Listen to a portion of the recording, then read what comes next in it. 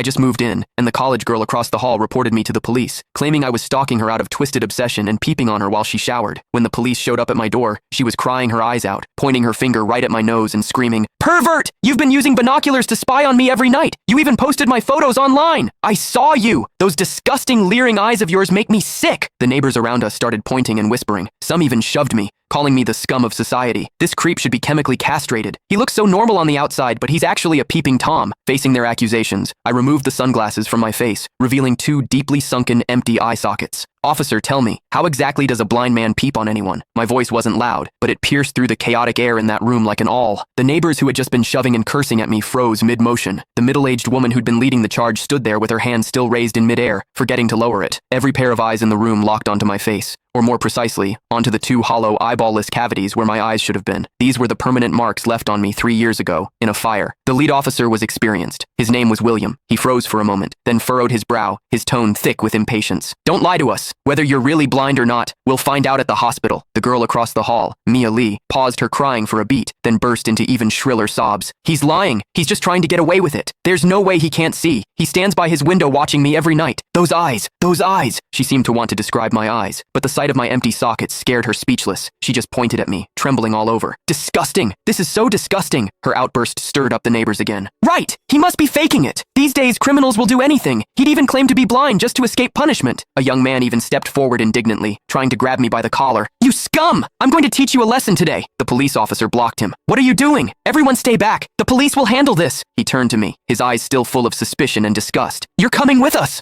I didn't resist. I calmly held out both hands. Cold metal touched my wrists. Two younger officers flanked me on either side and led me toward the elevator. Behind me, Mia's crying mixed with the neighbors' curses into a chaotic din. "Scum of society! Get out of our community! Hope you rot in prison!" I could see the righteous expressions on their faces. I could also hear the pleasure in their voices as they trampled me into the mud. I stepped into the elevator. The metal doors slowly closed, cutting off the noise from outside. One of the younger officers, probably new to the job, couldn't help but ask me quietly, Are you really blind?" I tugged at the corner of my mouth but didn't answer. The other officer patted his shoulder, signaling him to keep quiet. But I knew that in their minds, the scales had already tipped completely in favor of that tearful young girl. After all, it was a young, pretty, pitiful college student on one side, and on the other, a suspicious man living alone, wearing sunglasses. In their eyes, it was crystal clear who was the victim and who was the perpetrator. What they didn't know was this: sometimes, what the eyes see is the biggest lie of all. And I, a blind man, had seen something that none of them had. For instance, when Mia accused me, her heartbeat was steady, without a single ripple of genuine emotion. The interrogation room at the police station was harshly lit by fluorescent lights, and the air smelled faintly of mildew. I sat on a cold metal chair. Across from me were William and a female officer.